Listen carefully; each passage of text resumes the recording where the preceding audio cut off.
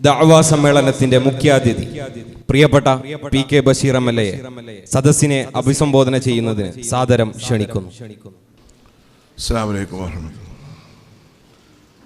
വേദിയിലിരിക്കുന്ന ബഹുമാന്യായ അധ്യക്ഷൻ മുഹമ്മദ് മദനി സാഹിബ്, ആമുഖ പ്രഭാഷണം നടത്തിയ സ്റ്റുഡൻസ് യൂണിയൻ്റെ വൈസ് ചെയർമാൻ മുർഷിദ് എടത്തനാട്ടുകര, വിവിധ വിഷയങ്ങളെ സംബന്ധിച്ച് പ്രഭാഷണം നടത്തുന്ന പ്രിയപ്പെട്ട എൻ്റെ സുഹൃത്ത് അലി ഷാക്കിർ മുണ്ടേരി, ഷഫീഖ് അസ്ലം, ഷമീർ സലാഹി തൃശൂർ, ജനറൽ ക്യാപ്റ്റൻ ലിബിൻ ഷാ അടക്കമുള്ള ഇതിൻ്റെ ജാമിയ സ്ഥാപനങ്ങളുടെ പ്രിൻസിപ്പൽ അടക്കമുള്ള വേദിയിലിരിക്കുന്ന നേതാക്കന്മാരെ, പണ്ഡിതന്മാരെ, വിദ്യാർത്ഥി സുഹൃത്തുക്കളെ, പ്രിയപ്പെട്ട സഹോദരന്മാരെ, സഹോദരിമാരെ, പ്രിയപ്പെട്ട വിദ്യാർത്ഥികളെ, പ്രിയപ്പെട്ട നാട്ടുകാരെ,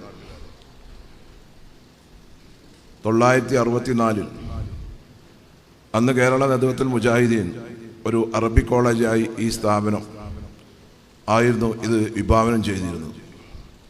ഇന്ന് നമ്മൾ നീണ്ട 58 കൊല്ലത്ത് കഴിഞ്ഞപ്പോഴേക്കും എല്ലാ അർത്ഥത്തിലും ഒരു സമൂലമായ ഒരു വിദ്യാഭ്യാസ സമുച്ചയമായി ഇന്ന് നമ്മുടെ ഈ സ്ഥാപനം മാറിയിരിക്കുകയാണ്. മുൻകാല നമ്മുടെ പണ്ഡിതന്മാരും നേതാക്കന്മാരും ഒക്കെ സമുദായത്തിലെ, സമൂഹത്തിലെ ജീർണതക്കെതിരെ, അനാചാരങ്ങൾക്കെതിരായുള്ള ശക്തമായ നിലപാടെടുത്തുകൊണ്ടായിരുന്നു മുന്നോട്ട് പോയിരുന്നത്. അതുകൊണ്ട് എനിക്ക് യുവ സമൂഹത്തോട് ഇവിടെ ഇന്ന് ഈ സമ്മേളനം നടത്തപ്പെടുന്നത് MGM-ൻ്റെയും MSM-ൻ്റെയും അതുപോലെ തന്നെ ജാമ്യയിലെയും ഒക്കെ ആഭിമുഖ്യത്തിനാണ്.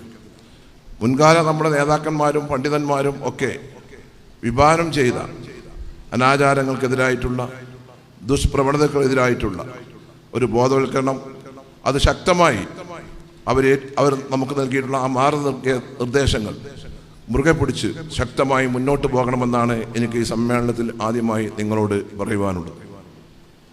നമുക്കറിയാം, ഇന്ന് ഇന്ത്യയിലും ലോകത്തും ഒക്കെ മുസ്ലിം സമുദായം ഒരുപാട് ഭീഷണികളെ നേരിടുന്ന ഒരു കാലഘട്ടമാണ്.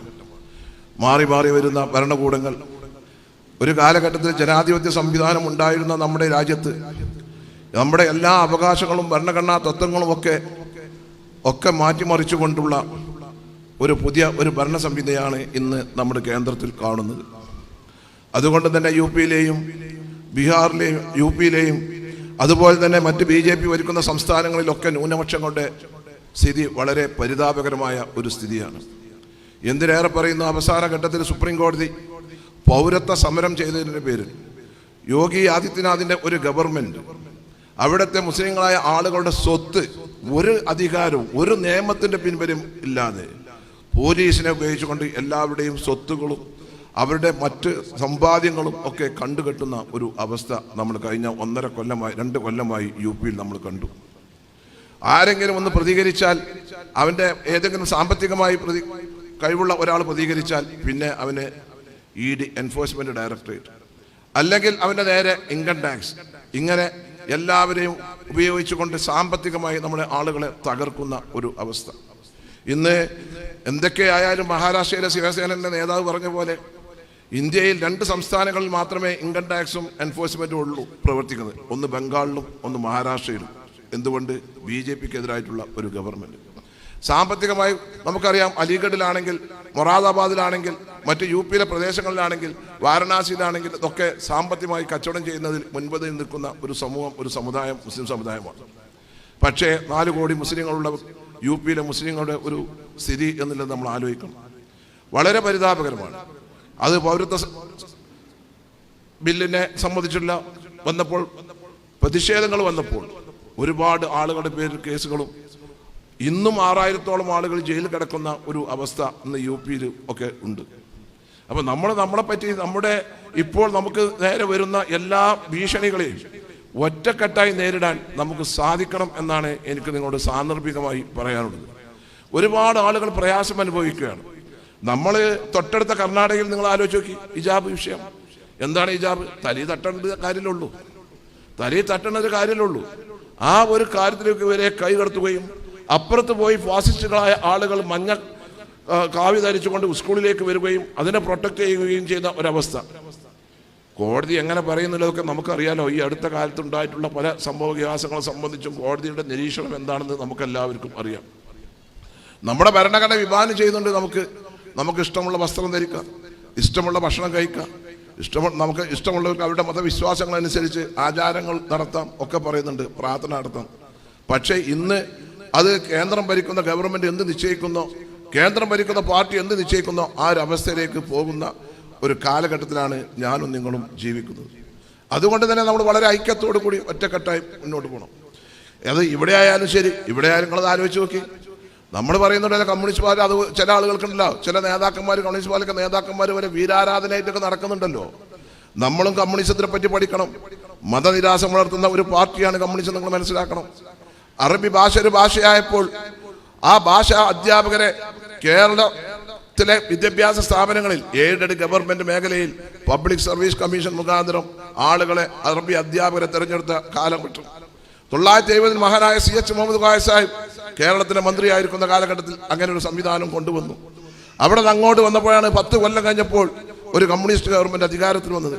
അപ്പോഴാണ് അറബി ഭാഷ ഇല്ലാതാക്കാൻ അക്കമഡേഷൻ, ക്വാളിഫിക്കേഷൻ, ഡിക്ലറേഷൻ എന്നൊരു സംവിധാനം കൊണ്ടുവന്ന് ഭാഷ അധ്യാപകരെ സ്കൂളിൽ നിന്ന് ഘട്ടം ഘട്ടമായി ഇല്ലാതാക്കുന്ന ഒരു നിയമ സംഹിത കൊണ്ടുവന്നു. അന്നത്തെ മുസ്ലിം ലീഗിന്റെ നേതാവ് CH മുഹമ്മദ് ഖായ സാഹിബും പൂക്കോയ തങ്ങളടക്കമുള്ള മുസ്ലിം ലീഗ് പാർട്ടി അതിന് ശക്തമായ സമരം ചെയ്ത് 3 ചെറുപ്പക്കാരും മജീദ് റഹ്മാൻ കുഞ്ഞിപ്പ മലപ്പുറത്ത് വെടിയേറ്റ് മരിച്ചു. സർക്കാരിനെ അതിൽ നിന്നും പിന്തിരിപ്പിച്ചു. 2006-2007 കാലഘട്ടത്തിൽ വീണ്ടും കമ്മ്യൂണിസ്റ്റ് ഗവൺമെന്റ് അധികാരത്തിൽ വന്നു. അന്നാണ് 7ാം ക്ലാസ്സിൽ മതമില്ലാത്ത ജീവൻ എന്നൊരു പാഠപുസ്തകം, കുട്ടികളിൽ മതനിരാസം വളർത്തുന്നതിന് വേണ്ടി 7ാം ക്ലാസ്സിൽ ഒരു പാഠപുസ്തകം UP സ്കൂളിൽ കൊണ്ടുവന്നു. ആ കാലഘട്ടത്തിലും ഇതുപോലെ തന്നെ അന്നൊരു രാഷ്ട്രീയ പാർട്ടി എന്ന നിലയ്ക്ക് എൻ്റെ പാർട്ടി അതിനെതിരായി സമരം ചെയ്തു. ആ സമരം വിജയിച്ചു. ഗവൺമെന്റ് അത് പിൻവലിച്ചു. നമ്മളൊന്ന് മനസ്സിലാക്കണം, 1984-85 കാലഘട്ടത്തിൽ സുപ്രീം കോടതി ഷബാനു കേസിൽ ശരീഅത്തിൽ കൈകടത്തി. ആ സമയത്ത് ഇന്ത്യയിലെ എല്ലാ മുസ്ലിം സംഘടനകളും അലി ഹസൻ നദവി സഭയുള്ള ബഹുമാനായ പണ്ഡിതൻ മുസ്ലിം പേഴ്സണൽ ലോ ബോർഡിന്റെ അന്നത്തെ ചെയർമാൻ അടക്കമുള്ള ഇന്ന് ഇന്ത്യയിലെ എല്ലാ മുസ്ലിം സംഘങ്ങളും ഒറ്റക്കെട്ടായി ഒരുമിച്ച് യോജിച്ച് നമ്മളതിനെ ശക്തമായി നേരിട്ടു. അന്ന് കേന്ദ്രം ഭരിക്കുന്ന രാജീവ് ഗാന്ധിയുടെ നേതൃത്വമുള്ള ഒരു ഗവൺമെന്റ് 401 MP-മാരുള്ള കോൺഗ്രസ് സുപ്രീം കോടതി വിധിക്കെതിരെ ഇന്ത്യ പാർലമെന്റിൽ ഒരു നിയമം കൊണ്ടുവന്നു. അന്നൊരു സ്വകാര്യ ബില്ല് കൊണ്ടുവന്നു. ഗുലാം മഹമ്മൂദ് ബനാത്ത് വാല സാഹിബ് MP. ആ ബില്ല് പ്രൈവറ്റ് ബില്ല് മാറ്റി ഗവൺമെന്റ് ഭാഗത്ത് നിന്ന് ബില്ല് കൊണ്ടുവരുമെന്ന് ആ ഗവൺമെന്റ് പ്രഖ്യാപിച്ചു. അങ്ങനെ ഒരു ബില്ല് കൊണ്ടുവന്നു. സുപ്രീം കോടതി വിധി മറന്നുകൊണ്ട് ശരീഅത്ത് സംരക്ഷിക്കാൻ അന്ന് ഇന്ത്യ പാർലമെന്റിൽ കോൺഗ്രസിന്റെ നേതൃത്വമുള്ള ഒരു ഗവൺമെന്റ് പാസാക്കി. അന്നും ഈ 46 MP-മാരുടെ കമ്മ്യൂണിസ്റ്റ് പാർട്ടി അന്നും ശരീഅത്ത് സംരക്ഷണ ബില്ലിനെ എതിർത്തു. ഇപ്പോൾ ഇതാ വഖഫ്. എന്താണ് വഖഫ്?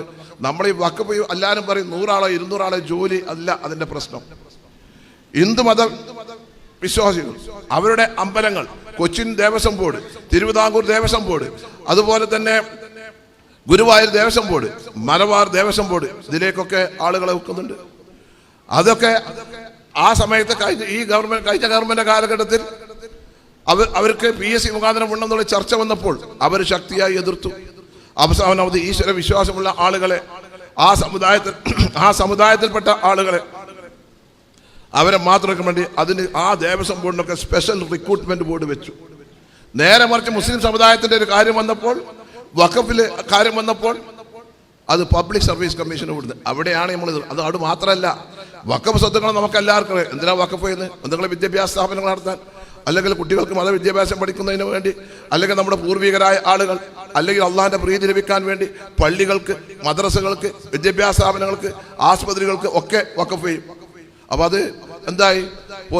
അള്ളാഹിന്റെ മുതലായിട്ടാണ് കാണുന്നത്. അത് കൈകാര്യം ചെയ്യുന്നത് സൂക്ഷ്മതയോടുകൂടി കൈകാര്യം ചെയ്യുന്ന ഒരു വിഷയമാണ്. ആ വഖഫ് അവിടെയാണ് ഗവൺമെന്റ് കൈകടത്തുന്നത്. പബ്ലിക് സർവീസ് കമ്മീഷനിൽ അപേക്ഷ കൊടുത്താൽ അത് പബ്ലിക് സർവീസ് കമ്മീഷനിൽ അപേക്ഷ വരുമ്പോൾ അത് പൊതുവാകും. അവിടെ മുസ്ലിം സമുദായം മാത്രം പറയാൻ പറ്റൂല, അവിടെ പറയാൻ പറ്റൂല. അപ്പൊ അതിന്റെ അതിലേക്ക് വെക്കുന്ന ആളുകൾ ആ സമുദായത്തിൽപ്പെട്ട ആളുകളാണോ, വിശ്വാസികളാകണം എന്നാണ് പറഞ്ഞത്. എന്താ ഗവൺമെന്റ് സമ്മതിച്ചില്ലല്ലോ, ഭൂരിപക്ഷം വെച്ച് കണ്ട് പാസ്സാക്കിയത്. ഞാൻ അതുകൊണ്ടാണ് പറഞ്ഞത്, കമ്മ്യൂണിസ്റ്റ് പാർട്ടി എന്ന് പറയുന്നത് അതിനൊരു മതനിരാസം വളർത്തുന്നുണ്ടെന്നാണ്. അതിൻ്റെ ഒരു അപകടം നിങ്ങൾ മനസ്സിലാക്കണം. ഇത് മാത്രമല്ല, ബംഗാളിൽ 34 കൊല്ലം ഭരിച്ചിരുന്നു. ബംഗാളിലെ വഖഫ് സ്വത്തുക്കളൊക്കെയാണ് പാർട്ടി ഓഫീസ് കയ്യേറിയത്. അവസാനം മമതാ ബാനർജി വന്നതിന് ശേഷമാണ് ബംഗാളിൽ അന്യാധീനപ്പെട്ടു പോയ വഖഫ് സ്വത്തുക്കൾ തിരിച്ചു പിടിക്കാനുള്ള ഒരു സംവിധാനം കൊണ്ടുവന്നത് ബംഗാളിലാണ്. 2.25 കോടി മുസ്ലിങ്ങൾ അവർ പിന്നീട് അതിന് ഒക്കെ ശക്തമായി പ്രതികരിച്ചുകൊണ്ടാണ് 2011 മുതൽ മമത അവിടെ അധികാരത്തിൽ വരുന്നത്. ഞാൻ രാഷ്ട്രീയം പറയല്ല, പക്ഷേ കേൾക്കുന്നവർ കുറേ കാര്യങ്ങളൊക്കെ മനസ്സിലാക്കണം.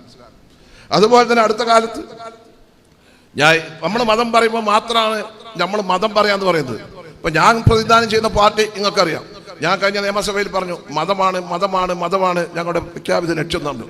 വിശ്വാസപരമായ കാര്യങ്ങളെ പറ്റി ആരെതിർത്താലും ശക്തമായി ഞങ്ങൾ എതിർക്കുന്നു ഞങ്ങൾ പറഞ്ഞു. കാരണം അപ്പുറത്തുള്ളവനും മതം പറയാം, മതത്തിന്റെ ശരീരത്തിനെ പറ്റി അവന് പറയാം, വഖഫ് സ്വത്തുക്കളെ പറ്റി അവന് പറയാം. നമ്മൾ പറയാൻ പാടില്ല എന്ന് ഏത് കിതാബിലല്ലത്. അപ്പോൾ പ്രതികരിക്കേണ്ട സ്ഥലത്ത് പ്രതികരിക്കാൻ നമുക്ക് സാധിക്കണം. സ്വസമുദായം എന്ന് നമുക്ക് പറയാൻ സാധിക്കണം. മഹാനായ CH മുഹമ്മദ് സാഹിബ് എന്നും പറയുമായിരുന്നു എൻ്റെ സമുദായം എന്നായിരുന്നു പറയുന്നത്. 1979 കാലഘട്ടത്തിൽ അദ്ദേഹം സെപ്റ്റംബർ മാസത്തിൽ കേരളത്തിന്റെ മുഖ്യമന്ത്രിയായി കോഴിക്കോട് നൽകിയ സ്വീകരണത്തിൽ മാനഞ്ചിറ മൈതാനത്ത് നൽകിയ പ്രസംഗിച്ചു, എൻ്റെ സമുദായത്തിൻ്റെ ഒരു അവകാശവും ഞാൻ മറ്റുള്ളവർക്ക് കൊടുക്കുകയില്ല, എന്നാൽ അന്യ സമുദായത്തിൻ്റെ ഒരു അവകാശവും എൻ്റെ സമുദായത്തിന് വേണ്ട. നമ്മളെ പണ്ഡിതന്മാരാണെങ്കിലും നേതാക്കന്മാരാണെങ്കിലും എൻ്റെ സമുദായം എന്ന് പറയാനും കൂടി പഠിക്കണം. നമ്മളൊക്കെ അങ്ങനെ പൊതുവേ മുസ്ലിം സമുദായം അങ്ങനെയാണ് പറഞ്ഞു പോവല്ലാതെ നമുക്കും വേണം ഒരു ആർജവം എന്നാണ് എനിക്ക് നിങ്ങളോട് പറയാനുള്ളത്. അതുകൊണ്ട് തന്നെ എനിക്ക് നിങ്ങളോട് പറയാനുള്ളത്, ഈ കാലത്ത് നമ്മുടെ ഈ ദഅ്വ സമ്മേളനങ്ങളും കാര്യങ്ങളും ഒക്കെ നടക്കുമ്പോൾ ഐക്യത്തോടു കൂടി ഒരുമിച്ച് ഒറ്റക്കെട്ടായി മുന്നോട്ട് പോകണം എന്നാണ് എനിക്ക് പറയാനുള്ളത്. ഇല്ലെങ്കിൽ നമ്മൾ ചിതറിയാൽ വരാൻ പോകുന്ന ഒരുപാട് ദുരന്തങ്ങൾക്ക് നമ്മൾ സാക്ഷികളാകേണ്ടി വരും എന്നുള്ളത് കൂടി ഓർക്കണം എന്ന് മാത്രം പറഞ്ഞുകൊണ്ട് ഈ സമ്മേളനത്തിന് എല്ലാവിധ നന്മകളും ഭാവുകളും നേർന്നുകൊണ്ട് ഞാൻ എൻ്റെ വാക്കുകൾ അവസാനിപ്പിക്കുന്നു. നന്ദി. അസ്സലാമു അലൈക്കും വറഹ്മത്തുള്ളാഹി.